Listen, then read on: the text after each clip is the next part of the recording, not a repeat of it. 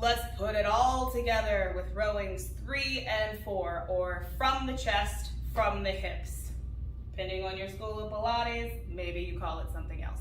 Now, if you just want to do this with weights and not the actual movement of the carriage, it's really great to teach the choreography that way and makes it kind of more accessible for everybody, especially if you don't have one of these big bad boy reformers. They're pretty cool. All right, so from your chest, you bend your elbows, right? Now notice the difference if you bend your elbows and keep your elbows at your rib cage versus if you pull your elbows back, trying to keep them in line with your shoulder joint. This is a lot more work on your tricep, requires a lot more opening in your pecs, which means they're gonna have to work harder when I push up and forward. Remember that for when I put the handles in my hand, right? So maybe you have weights, maybe your hands are heavy enough. We're gonna reach up on a diagonal to where your ceiling meets the wall across from you. Then we're gonna tap fingertips down as we remain tall through the whole spine. Spine's not gonna move through any of this. Up, all the way out around through your T, down by your hips, and then you're gonna rebend those elbows, ideally sucking them up and more together behind you. Again, this is a different feel, a little bit more challenge. So we have an inhale, reach up, exhale, touch down. Inhale, up, around, exhale, in and up and together. Now the rowing's 4, or from the hips. Much more fun to flex your feet, right?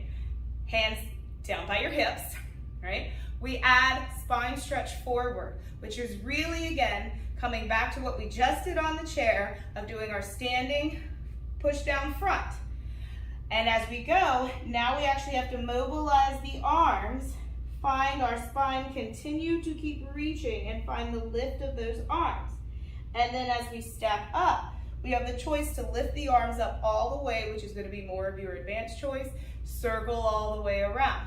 Now I'll show you another choice on the way up. Spine stretch forward. Again, I'm thinking about the weight of my spine reaching through space and then my arms helping me, allowing me then to pull back through that front body to really get that contraction, to get the curve of the spine.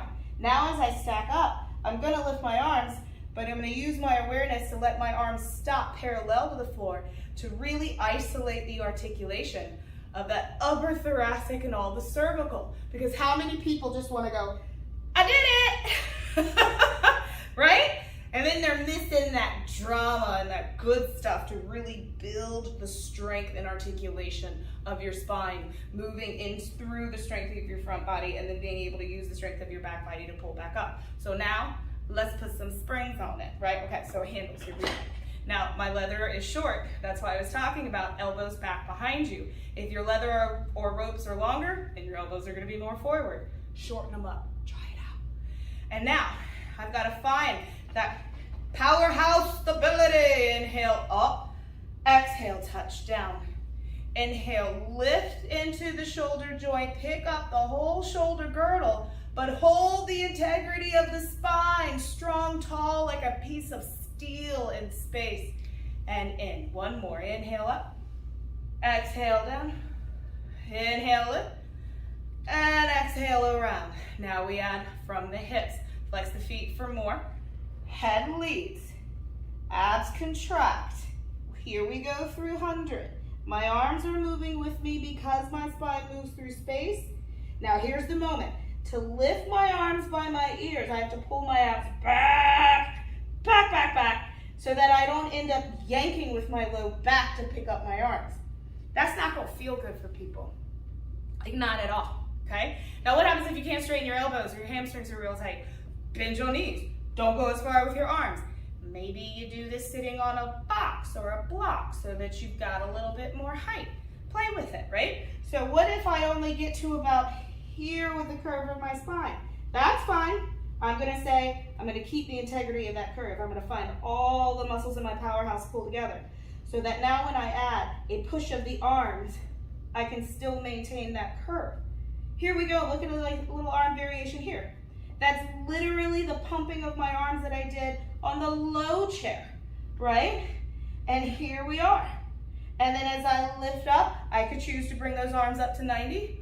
Find the drama. There's a lift up and open and a circle around.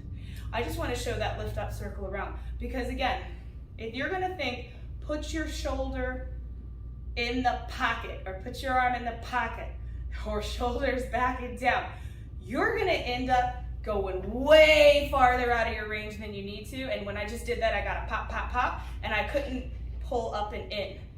Really think more about holding your spine up tall and letting your shoulders just do what they can to help you stay up there.